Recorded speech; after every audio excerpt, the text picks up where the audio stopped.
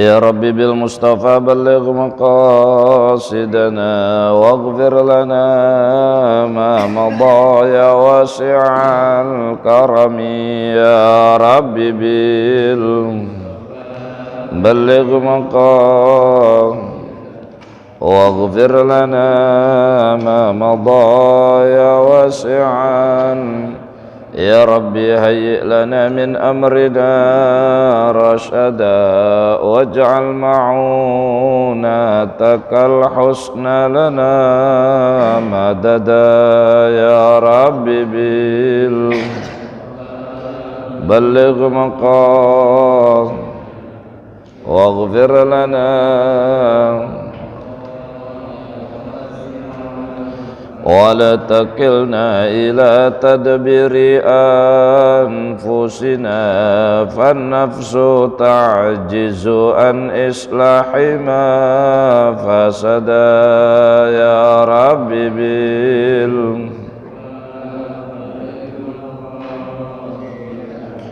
واغفر لنا ما مضى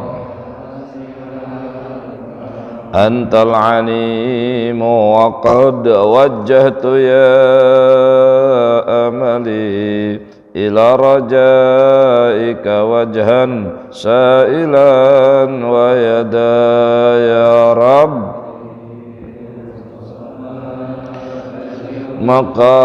مقاصدنا واغفر لنا ما مضى اللهم صل وسلم وبارك عليه وعلى آله. الفاتحة بنية القبول وتمام كل سلم مأمول وإلى هدية الرسول حبيب الأكرم سيدنا مولانا محمد صلى الله عليه وسلم وعلى آله وأصحابه وذريته ولبيته وقرابته أجمعين وبجربة خلفاء الراشدين وبجربة أحمد المجتهدين وبجاه شيخ عبد القادر الجيلاني قدس الله سره وبجاه مصنف هذا الكتاب شيخ زين الدين المالباري وجميع صوره وفرحه وبجاه جميع أساتذتنا ومعلمين ومشايخنا وخصوصا معلم شافي هدامي سوزان كي حاجي سيفودين أمسر كي حاجي سبيل الرشاد كي حاجي مرشدي أن الله تغشاهم بالرحمة المغفرة درجات في الجنة وبنية أن الله تعالى يفتح لنا فتوح العارفين ويفقهنا في الدين ورزقنا كمال الإخلاص واليقين ورزقنا علما نافعا ورزقنا فهم النبيين ورزقنا حسن الخاتمة ورزقنا رزقا واسعا حلالا طيبا مباركا ورزقنا من حيث لا نحتسب ببركة هذا المجلس في المسجد التوبة. الفاتحة من الشيطان الرجيم. بسم الله الرحمن الرحيم. الحمد لله رب العالمين الرحمن الرحيم مالك يوم الدين إياك نعبد وإياك نستعين اهدنا الصراط المستقيم صراط الذين أنعمت عليهم غير المغضوب عليهم ولا الضالين آمين. Assalamualaikum warahmatullahi wabarakatuh.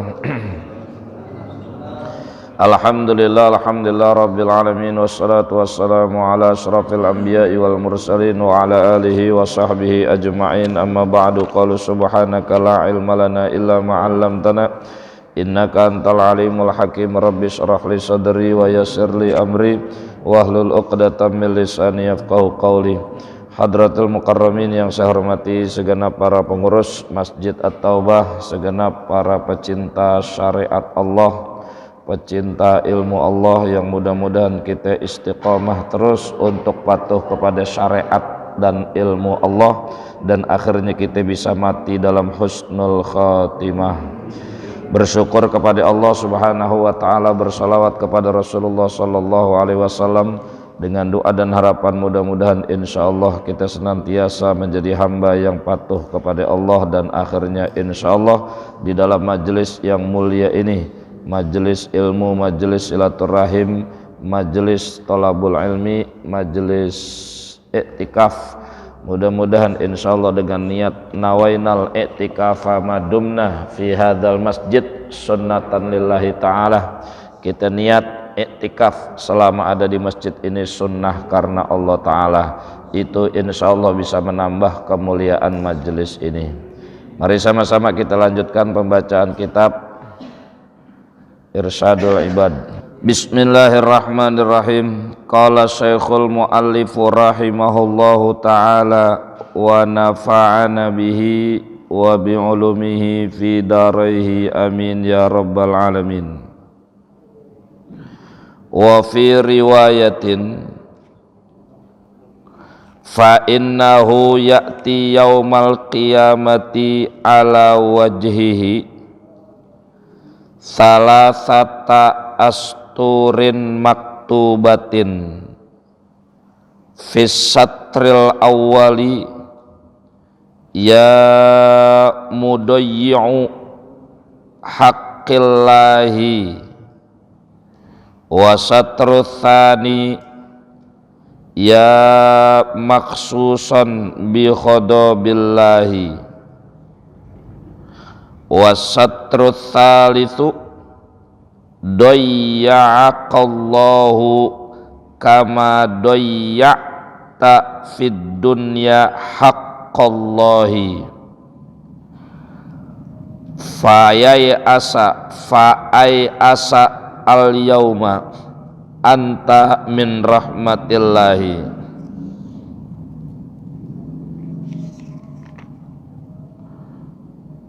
Oh ya.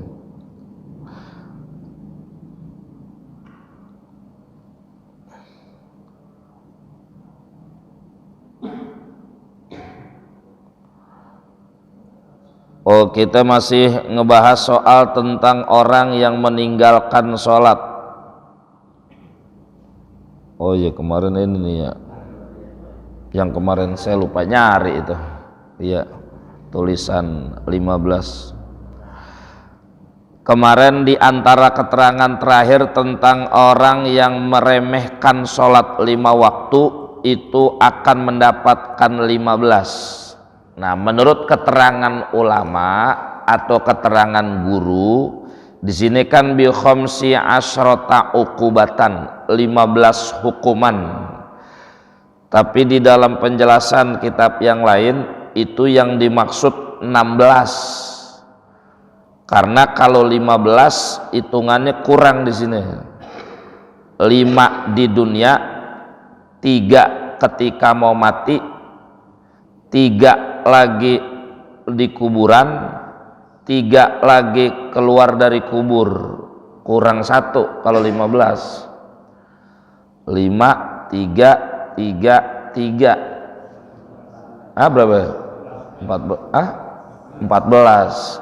Makanya yang di atas itu bukan 15, bukan 5, tapi 6. Sittatun fid dunya, ada 6 di dunia. Jadi hukuman orang yang suka meremehkan orang suka meremehkan sholat 5 waktu itu hukumannya ada 16. 6 di dunia, 3 ketika mau mati, 3 lagi di kuburan, 3 lagi keluar dari kubur. 15 ya. Di situ tuh dari situ 15. Waman tahawana anis sholati, dan siapa orang yang meremehkan sholat, aqaballahu, maka Allah akan menghukumnya bi khamsati asyrata, dengan 15 ukubatan hukuman. Nah, di sini nih khamsatun fid dunya. Kata guru sittatun bukan khamsatun. 6, karena kalau 5 dia kurang. Jadi yang pertama saya simpulin lagi dong, saya nggak baca lagi. Yang pertama, yang 6 itu di dunia hukuman orang yang meremehkan sholat. Yang pertama, 1, keberkahannya dicabut, keberkahan umurnya dicabut, itu yang pertama. Yang kedua, dihilangkan simak solihinnya dari wajahnya, aura orang solehnya dicabut, itu yang kedua. Yang ketiga adalah setiap amal baik yang dia kerjain itu Allah kagak kasih pahala. Itu yang ketiga tuh, hukuman orang yang suka ngeremehin sholat. Yang keempat, doanya kagak diangkat ke langit. Biar dia mau doa kapan kek, itu tidak diangkat ke langit. Kemudian yang kelima adalah tidak ada bagian pada dirinya doa dari doanya orang soleh. Jadi andai kata orang soleh itu berdoa, ya Allah ampunin muslimin muslimat mukminin mukminat, dia nggak termasuk. Laisa lahu hazzun fi du'ais sholihin, tidak ada bagiannya di dalam doanya orang-orang soleh. Jadi ada pengecualian ketika orang soleh berdoa, ya Allah ampunilah seluruh umat Islam di mana tempat. Di situ ada pengecualian, kecuali orang yang suka meremehkan sholat 5 waktu. Gitu. Nah yang keenam dalam riwayat itu adalah mendapatkan akrohan nasu fi hayatihi, orang memandang dirinya itu akan membencinya, menyepelekannya. Orang ketika dalam hidupnya akan menyepelekan, akan membencinya. Itu yang keenam dalam satu riwayat. Nah jadi itu 6 hukuman di dunia orang yang meremehkan sholat. 3 ketika mau mati, 3 orang ketika mau mati itu adalah yang pertama, orang mau matinya itu dalam keadaan hina, matinya dalam keadaan hina. Yang kedua mau matinya sekaratnya itu kelaparan. Yang ketiga sekaratnya itu dalam keadaan aus, walaupun udah disiapin air selautan tetap nggak menghilangkan hausnya tuh. Itu 3 hukuman ketika lagi pengen sekarat. 3 hukuman lagi ketika di alam kuburnya. Yang pertama adalah kuburannya itu yudiku, akan menyempit, kuburannya akan ngejepit dirinya, hatta takhtalifa adlauhu, sampai tulang iganya pecah. Itu yang pertama di kuburan. Yang kedua, yuqadu alaihil kubru, di kuburannya itu akan dinyalakan naron, api, yataqallabu alal jamri, yang menggolak dari kayu bakar, lailan wa naharon, siang kek malam kek, itu kuburannya dikasih api terus. Apinya itu yataqallabu, dia menggolak. Kemudian yang ketiga, hukuman di kuburan, Allah akan ngirimin ular yang gede yang namanya Sujaul Akro. Itu ular yang gede. Kemudian hukuman 3 terakhir dibangkitin dari kubur. Yang pertama adalah orang itu keluar nanti di mauqif, di padang mahsyar. Ketika itu keadaan hisabnya dipersulit, syiddatul hisab. Yang kedua, dia mendapatkan sukhtur rabbi, Allah murka, kemurkaan Allah, kemurkaan Tuhan. Kemudian yang terakhir, finalnya wadukhulun nar, dia masuk neraka. Nah jadi itu 3 atau beberapa hukuman orang yang meremehkan, mantahawana. Baik-baik tuh, makanya sambung lidah kepada kita punya teman akrab, kita punya saudara, kita punya tetangga, khususnya orang yang kita sayangin. Karena mohon maaf sekarang orang banyak sholat itu kalau males doang, itu dosanya cuma atuh karena malesnya, goflahnya. Tapi orang sekarang banyak kagak mau sembahyang, kagak mau sholat bukan karena males, karena ngeremehin. Katanya kagak ada manfaatnya, begitu-begitu doangan, tunggang-tungging doangan, kayak orang kurang kerjaan, ngabisin waktu doangan. Nah itu naudzubillah tuh. Itu namanya tahawun. Tahawana ya tahawanu tahawunan. Itu namanya ngeremehin tuh. Itu lebih bahaya. Jadi kalau boleh dikata mendingan dia kagak sembahyang karena malesnya, tapi nggak sampai ngeremehin. Tapi dua-duanya tetap salah. Tapi yang paling fatal dan paling bahaya ketika orang itu sudah meremehkan sholat. Sesuatu perkara kalau udah meremehkan semuanya jadi jelek. Nah, jadi itu terakhir kemarin itu berkaitan peringatan, dan ini kalau dalam kalangan ulama ahlu hadis atau dalam kalangan ulama diperdebatkan derajat status hadis ini. Tapi kalau saya berpikirnya, mau itu hadisnya pangkatnya hasan ke, mau itu hadisnya pangkatnya sahih ke, mau itu hadisnya pangkatnya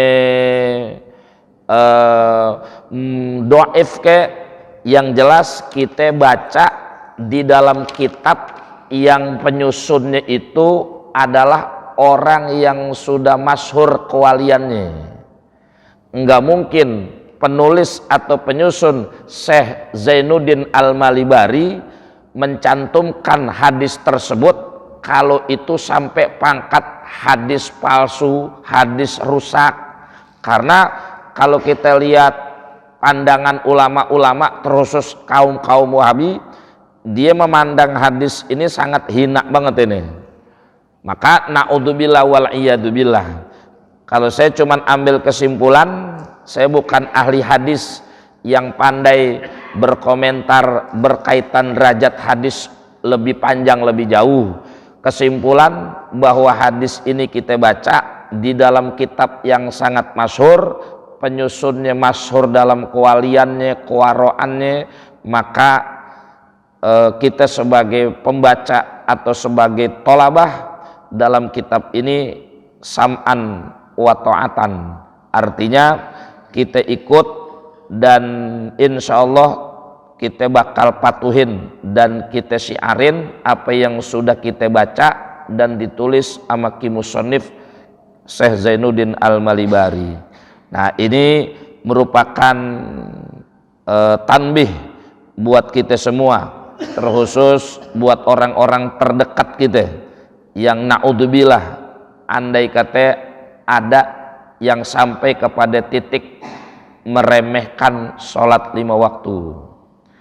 Nah, jadi itu sekali lagi bahwa ini bagian tanbih peringatan buat kita semua, terkhusus sambung lidah buat kepada orang-orang yang kita sayangin. Kemudian wa fi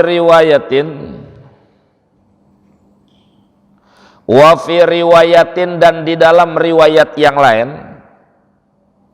fa innahu bahwasanya orang yang meremehkan sholat, ini masih lanjutan keterangan ini. Jadi pada redaksi hadis yang lain gitu. Kan tadi siksa hukuman di bangkit dari kubur 3, hisabnya dipersulit, Allah murka, masuk neraka. Di dalam riwayat yang lain, orang yang suka meremehkan sholat itu yakti, nanti dia datang yaumal qiyamati, halnya pada hari kiamat, wa ala wajhihi, dan di wajahnya itu salasata asturin maktubatin, ada 3 baris tulisan di wajahnya. Dalam riwayat yang lain di keningnya. Di sini ada 3 baris nih. Astur itu baris, salasata asturin, 3 baris, 1, 2, 3, ada tulisan gitu. Jadi orang yang suka meremehkan sholat, di antara hukumannya nanti begitu bangun dari kubur, di jidatnya ada tulisan 3. Apa itu yang pertama? Yang pertama tulisannya wa ala satril awal, dan pada barisan yang pertama adalah fisatril awal, pada barisan yang pertama ada tulisan ya mudayyi'u haqqillah, hai orang yang menyia-nyiakan hak Allah. Doyya'a yudayyi'u, mudayyi isim fa'ilnya, doyya'a dari kata doa, kalau doa itu hilang. Mudayyi orang yang suka ngilang-ngilangin, menyia-nyiakan. Ya mudayyi'u haqqillah, tulisan pertama di jidatnya, hei orang yang suka nyanyiin hak Allah. Itu tulisan yang pertama. Wasatrut tsani, dan adapun pada baris kedua apa tulisannya? Ya maksuson bi khodobillah, hei orang yang terkhusus mendapatkan murkanya Allah. Oh, naudzubillah. Yang ketiga tulisannya wasatrut tsalitsu, dan adapun pada baris yang ketiga doyya'akallahu kama doyya'ta fid dunya haqqallah. Ini namanya kalimat du'aiyah. Doyya'akallah, semoga Allah menyia-nyiakanmu sebagaimana doyya'ta, engkau menyia-nyiakan fid dunya, ketika di dunia, haqqallah, hak Allah. Fa'ai asal yauma, maka putus asalah engkau pada hari ini, anta wahai kamu, min rahmatillah, dari rahmat Allah. Itu tulisannya yang ketiga tuh, yang lebih panjang. Jadi tulisannya intinya, semoga Allah menyia-nyiakanmu sebagaimana kamu di dunia menyia-nyiakan hak Allah, dan selamat berputus asa dari rahmat Allah. Gitu tulisannya tuh, naudzubillah. Jadi itu diantara redaksi riwayat yang lain. Hukuman yang ketiga pada orang yang meremehkan sholat ketika bangun dari kuburnya, itu diantara lain di jidatnya, di wajahnya ada 3 baris tulisan yang intinya tiga-tiganya itu menjadi bahan perhatian malaikat. Ini dia nih, jadi itu yang ditunggu-tunggu tuh. Jadi tulisannya, tandanya udah ketahuan, udah tandanya. Naudzubillah. Kemudian waruya, dan telah diriwayatkan, anna fi jahannama wadiyan yuqalu lahu lamlam fihi hayyatun kullu hayyatin yadkhunu raqabatal ba'iri tuluha masirata syahrin tulsa'u, bisa talsi'u tarikas sholati fayughla sammuha fi jismihi sab'ina sanatan thumma yataharra lahmuhu. Waruya, dan diriwayatkan, ini masih nyeritain soal hukuman orang yang suka ninggalin sholat. Waruya, dan diriwayatkan, anna fi jahannama, bahwasanya di neraka jahanam, wadian, ada satu wadi. Wadi itu lembah, jurang, lembah.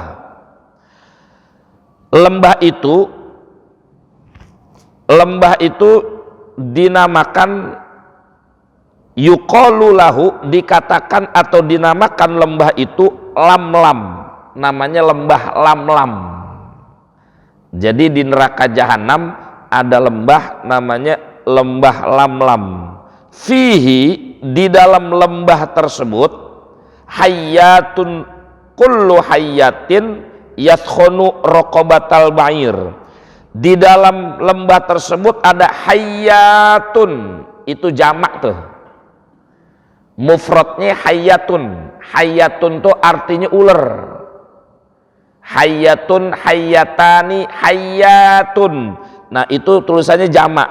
Berarti kalau ngartiinnya, fihi, di dalam lembah tersebut, hayyatun, banyak ular. Jadi di lembah itu ular banyak banget. Kullu hayyatin, setiap ular tersebut, yadkhunu raqabatal ba'ir, besarnya, gedenya itu sebesar lehernya onta. Raqabatal ba'ir, raqabah itu leher, ba'ir itu onta. Tuluha, panjang ular tersebut, masirata syahrin, sepanjang perjalanan sebulan. Pokoknya kita kalau cerita, jangan kata cerita akhirat, cerita kuburan aja ke akal susah masuk. Makanya dalam surah Al-Baqarah jauh-jauh hari dibilangin yu'minuna bil ghaibi. Di antara kita sebagai orang yang beriman, di antara tandanya kita kudu beriman kepada yu'minuna bil ghaibi. Nah, yang dimaksud bil ghaibi itu bukan segala percaya sama kuntilanak, setan, bukan. Bil ghaib itu perkara atau peristiwa atau hal-hal terjadi setelah dunia, itu namanya ghaib tuh. Nah, kita kudu percaya. Jadi mulai dari alam kubur, bangkit dari kubur, hisab, penimbangan amal, jembatan sirat, itu kita kudu percaya tuh. Walaupun itu semua nggak masuk akal. Jangan kata dalam bentuk siksaannya, dalam bentuk waktunya juga nggak masuk akal. Karena satu hari di akhirat 1000 tahun di dunia. Itu begitu aja udah kagak nyambung tuh. Nah, jadi susah. Makanya kita tetap kudu sami'na wa ata'na. Kita beriman udah, kita percaya. Kayak hal kayak begini nih, panjang ular itu panjangnya sepanjang perjalanan sebulan. Kita kalau jalan sebulan, tuh ular masih belum ketemu ujungnya gitu. Bujuk panjang amat ya. Sama kayak kita lagi cerita jembatan Sirat, mau di kitab apaan kayak jembatan Sirat begitu ceritanya. Jembatan Sirat tuh yang disebut Siratul Mustaqim, jembatannya panjangnya perjalanan selama 3.000 tahun, salah satu alafin, masirota salah satu alafin, sepanjang perjalanan 3.000 tahun. Coba bagaimana panjang tuh jembatan. Kita di otak perasaan jembatan kayak Semanggi, jembatan layang, jembatan elok, begitu-begitu doang kan. Nah, cuman begitu kita lewat jembatan Sirat itu panjangnya aja 3.000 tahun. Itu 3.000 nanjak. 1000 tahun nanjak, 1000 tahun datar, 1000 tahun turunan begini nih, hubutun. Jadi nuzulun lurus, hubutun 1000 jembatan begitu tuh. Arokku minasyari, lebih tipis dari rambut, wa azlamu minal laili, lebih gelap dari malam, wa ahaddu minasaifi, lebih tajam dari pedang. Udah susah ngambarinnya dah, susah. Makanya pantas kalau di Quran ada tulisan firman Allah, wa khuliqal insanu dha'ifa. Itu tuh garis bawah itu. Saya lupa surat apa tuh. Wa khuliqa, telah diciptakan al insanu, siapa manusia, dha'ifa, halnya dalam keadaan lemah. Di antara lemahnya menurut keterangan para ulama, otak kita susah, lemah buat mikirin semua kejadian di akhirat. Makanya udah kita suruh percaya doangan, yu'minuna bil ghaib. Jadi intinya di lembah tersebut ada ular banyak. Setiap ular itu gedenya segede leher onta, panjangnya itu perjalanan sebulan. Talsa'u tarikas sholat, dia yang dicari tuh gigitin orang yang suka ninggalin sholat. Orang yang ninggalin sholat itu digigitin. Fayughla sammuha, dan kemudian samun itu racun, sammuha racun ular tersebut. Yughla itu mendidih. Jadi begitu digigit, racunnya tuh di dalam perut orang yang suka ninggalin sholat menggolak. Yughla, menggolak, mendidih. Kemudian fi jismihi, di badannya. Sampai kapan mendidihnya itu racunnya? Sab'ina sanatan, sampai 70 tahun. Summa yataharra lahmuhu, sampai kemudian yataharra lahmuhu, dagingnya itu sampai kering kuning. Habis udah. Selesai mati, kagak entar dihidupin lagi begitu lagi. Itu kalau adab begitu tuh. Kamakana kullama kana, begitu kalau dalam hadisnya. Dia diciptakan begitu, berulang lagi begitu lagi, berulang lagi begitu teh. Kullama kana kama kana. Nah, itu terus-terusan begitu tuh. Nah, itu sebagian riwayat orang yang suka ninggalin sholat, intinya nanti di lembah neraka jahanam ada ular gede dan dia bakal dicatek, racunnya nancep di badannya sampai 70 tahun. Dan kemudian akhirnya dagingnya sampai kering menguning. Kemudian waruya dan diriwayatkan aidon juga, inna imra'atan min bani Israila ja'at ila Musa alaihi salam faqalat ya nabiyallahi adnabtu dzamban aziman wa qad tubtu ilallahi ta'ala fad'ullaha ayyaghfirali dambi wa yatubu alayya. Faqala laha Musa wa ma dzambuki, qalat ya nabiyallah zanaitu wa waladtu waladan wa qataltuhu. Faqala Musa alaihissalam ukhruji ya fajiratun li alla tanzilu naru minas samai fatuhriquna bisu'miki kan perempuan. Fakharajat min indihi munkasirotal qalbi, si maf'ul. Fanazala Jibrilu alaihi salam wa qala ya Musa Rabbu ta'ala yaqulu laka lima rodatta at-taibata ya Musa amma wajadta syarran minha. Qala Musa ya Jibril wa man syarrun minha. Qala man yatrukus sholata amidan muta'ammidan.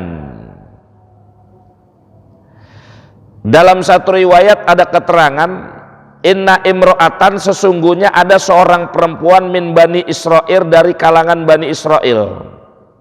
Ja'at, yang telah datang, ila Musa alaihissalam, itu perempuan datang ke Nabi Musa alaihissalam. Faqalat, kemudian itu perempuan ngomong kepada Nabi Musa, ya Nabi Allah, wahai Nabi Allah, adnabtu, saya bikin dosa, dzamban aziman, dosa yang besar, wa qad tubtu ilallahi ta'ala, dan sungguh aku udah tobat kepada Allah Ta'ala. Fad'ullah, maka doain dong, mintain dong kepada Allah, ayyaghfirli dzambi, untuk bisa mengampunkan dosaku, wa yatuba alayya, dan bisa memberikan tobat kepadaku. Faqala laha Musa, kemudian Musa itu berkata kepada perempuan, hei perempuan, wama dzambuki, apaan memang dosa ente? Qalat, perempuan itu menjawab, ya Nabi Allah, wahai Nabi Allah, zanaitu, aku udah berzinah, wa waladtu waladan, dan aku sudah melahirkan anak tersebut, wa qataltuhu, dan aku sudah membunuh anak itu. Begitu tuh jadi dosanya, zina, hamil, beranak, anaknya dibunuh. Faqala Musa alaihissalam, kemudian Nabi Musa berkata, apa kata Nabi Musa? Ukhruji ya fajiroh, hei perempuan, ukhruji, keluarlah engkau, ya fajiroh, wahai orang pembuat dosa, li alla tanzila naru minnas samai fatuhriquna bisu'miki, semoga neraka, api neraka tidak turun dari langit untuk membakar kita semua, bisu'miki, dengan kekejianmu.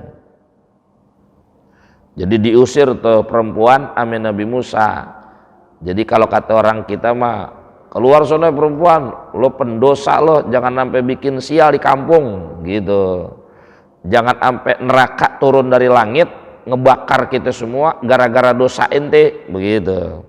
Begitu diusir tuh perempuan, fa kharajat, maka keluar tuh perempuan, diusir min indihi, dari sisinya Nabi Musa. Dengan keadaan bagaimana? Munkasirotal kolbi, dengan hatinya yang pecah, artinya sedih. Munkasirotal kolbi itu hatinya itu sedih.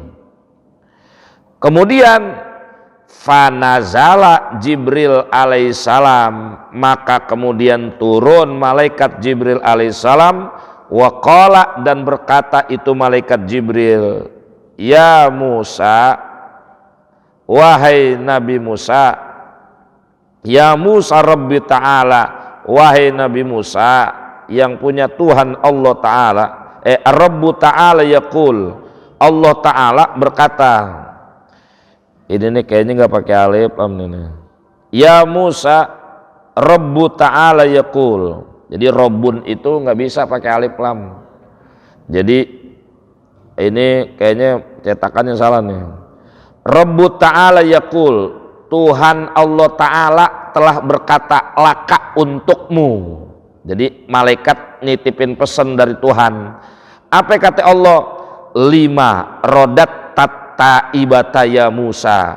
5, kenapa? Rodat tak kamu tolak atta ibata, perempuan yang pengen tobat, ya Musa, hai Musa. Kenapa ente tolak perempuan udah pengen tobat? Amma wajadta syarran minha, apakah kamu tidak tahu ada kejahatan minha yang lebih jahat dari perempuan tersebut? Qala Musa, Nabi Musa bertanya, ya Jibril, wa min syarrin minha, wa man syarrun minha, siapa itu yang lebih jahat dari perempuan tersebut? Emang masih ada lagi orang yang lebih jahat dari zina, kemudian hamil, beranak, kemudian dibunuh tuh anak? Kemudian qala berkata malaikat Jibril, siapa itu? Man yatrukus sholata, orang yang suka meninggalkan sholat, amidan, halnya sengaja, muta'ammidan, dan disengaja, diremehin maksudnya. Jadi bukan cuman amidan doang, muta'ammidan, jadi sengaja dan meremehkan dengan sengajanya tuh. Intaha, habis. Intaha itu artinya habis, artinya cerita itu habis. Nah jadi itu di antara riwayat ada juga yang mengkisahkan tentang orang perempuan yang zina, intinya dia tobat ame Allah dan kemudian datang kepada Nabi Musa tapi ditolak ame Nabi Musa.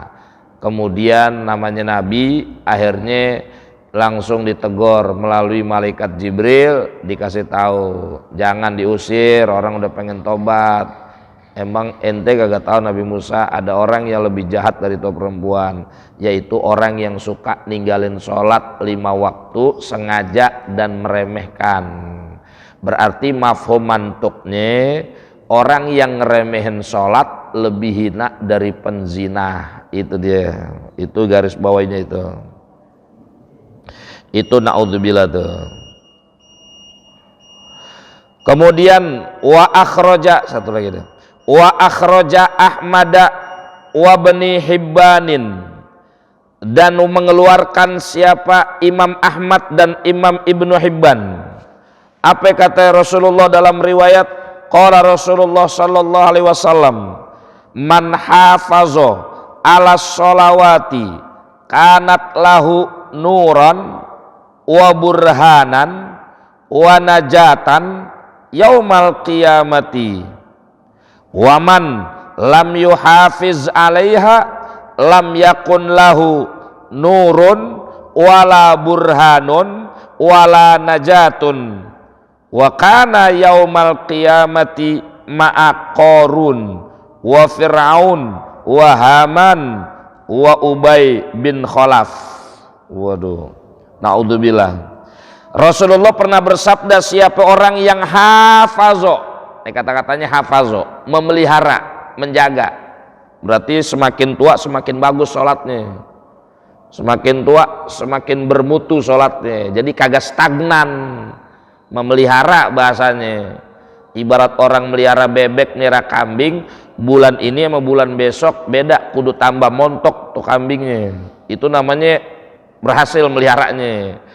Kalau diibarat ke dalam sholat, sholat kita bujangan ame sholat kita udah punya cucu jangan sama. Jadi jangan sampai aki-aki sama cucu sembahyangnya sama kayak capung cebok, nguk. Jadi kudu beda. Kalau cucunya habis sholat mabur langsung, kita engkongnya bapaknya zikir dulu, sholat dulu. Itu namanya ada peningkatan, menjaga tuh namanya. Siapa orang yang suka memelihara sholat yang dimaksud adalah sholat 5 waktu, maka apa imbalannya? Kata Rasulullah, maka orang tersebut kanat lahu, maka akan ada pada diri orang tersebut satu nuron, cahaya dalam dirinya, wa burhanan, burhan, petunjuk, wa najatan, dan keselamatan. Di mana? Yaumal qiyamati, nanti di hari kiamat. Jadi dia di hari kiamat kagak kebingungan, kagak ketakutan, kagak kepanasan, kagak kebingungan, karena di dalamnya dirinya udah ada nurnya, udah ada penyelamatnya. Tapi sebaliknya Rasulullah begitu tuh kalau dalam riwayat, yang enak diceritain, yang kagak enak diceritain. Waman lam yuhafiz, dan barang siapa yang tidak memelihara alaiha, atas sholat 5 waktu, lam yakun lahu, maka tidak ada lahu pada diri orang tersebut satu nurun, wala burhanun, kagak ada burhan, petunjuknya kagak ada, wala najatun, dan tidak ada keselamatan. Jadi nurnya kagak ada, petunjuknya kagak ada, selamatnya kagak ada. Wakana, dan ada orang tersebut yaumal qiyamati, halnya nanti pada hari kiamat, ma'a korun, kumpul satu sama korun, wa fir'aun, kedua sama fir'aun, tiga wa Haman, ketiga sama Haman, yang keempat Ubay bin Khalaf. Itu bajingan semua kalau kata kita tuh, bajingan akhirat semua itu semua tuh. Korun kita sering kenal, Fir'aun itu udah terkenal tuh, Haman ini nih wazirnya Fir'aun, menterinya Fir'aun. Jadi kalau presiden ya menterinya nih, kalau rezim sekarang ya sama deh tuh, dia 11-12 itu tuh. Jadi ya Fir'aun, Haman itu sama tuh. Jadi Haman itu yang suka, jadi Fir'aun ini nih jadi Tuhan yang nyeting Haman gitu kan. Sekarang begitu, sekarang tuh rezim sekarang, dia yang nyeting, ada yang nyeting. Nah ini biangnya Haman yang bikin dia jadi Tuhan. Jadi kalau kita lihat cerita sejarah Haman lebih brengsek dari Fir'aun sebenarnya. Lah Fir'aun kagak diluluin, dia kagak mau jadi Tuhan. Yang kata dia bikin bangunan gede, cerita yang paling masyhurnya itu tuh, Haman bikin bangunan gede banget, suruh diri tuh Fir'aun. Coba dah lo lihat lo lihat gak Tuhannya Nabi Musa? Kagak, gua kagak lihat apa. Udah lu berarti yang jadi Tuhan. Dia kompornya tuh Haman. Nah itu tuh Haman tuh. Jadi Haman lebih brengsek dari Fir'aun sebenarnya. Cuman banyak orang kenalnya Fir'aun doangan, padahal Haman lebih jahanam dia. Nah kalau Ubay bin Khalaf itu bajingan di zaman Rasul tuh, itu yang suka ngegerok-ngerokin orang-orang kampung asal setiap pagi aja, orang kafir, siapa yang bisa nyelakain Muhammad nanti saya kasih banda. Itu tiap pagi ngumumin gitu pengumumannya sampai mau perang Uhud tuh. Jadi cerita beliau yang paling masyhur waktu perang Uhud, Ubay bin Khalaf tuh yang ngincer Rasulullah, pengen dibunuh sama dia. Nih perang ini nih kata Ubay bin Khalaf, kalau nggak Muhammad yang mati, kalau nggak gue yang kagak selamat. Begitu dia aja, ikrarnya begitu tuh lagi perang Uhud. Nah makanya waktu perang Uhud kan kalah umat Islam tuh. Nah itu fitnahnya kan Rasulullah mati, Nabi Muhammad mati, padahal cuman luka doangan. Nah jadi Ini 4 manusia ini kalau kata kita 4 bajingan akhirat nih, dunia akhirat. Nah orang yang kagak sholat itu tuh nanti reuninya sama dia tuh, kumpulnya sama dia di satu alma mater tuh. Naudzubillah. Nah jadi kesimpulannya usikum wa nafsi wa iyaya bitaqwallah. Kalau kita doa supaya kita dikumpulin sama orang-orang soleh, maka salah satu syaratnya adalah kita jangan sampai pernah di dalam diri kita meremehkan sholat 5 waktu. Kalau perlu yang kedua, kita tingkatkan sholat 5 waktu. Kalau kemarin kita belum khusyuin. Kalau kita kemarin belum sholat sunnah, doyan sholat sunnah, doyanin. Kalau kemarin kita belum banyak zikir dalam sholat, kita banyakin. Nah itu namanya meningkatkan semua kualitas ibadah, terkhusus ibadah sholat 5 waktu. Mudah-mudahan semua keluarga kita semua dijaga oleh Allah Subhanahu wa Ta'ala. Semua anak-anak kita, cucu kita, keturunan kita semua mudah-mudahan ditetapkan imannya dan senantiasa diberikan ketaatan yang tinggi, yang istiqomah. Andai kata kita sebagai orang tua mati duluan, mudah-mudahan anak kita tetap istiqomah megang agama, tetap rajin sholat, tetap memuliakan sholat 5 waktu, dan akhirnya keturunan kita bisa membahagiakan kita bukan dunia saja, tapi kuburan kita dibahagiakan oleh anak-anak kita semua. Al-Fatihah. Bismillahirrahmanirrahim. Alhamdulillahirabbil alamin arrahmanir rahim maliki yaumiddin.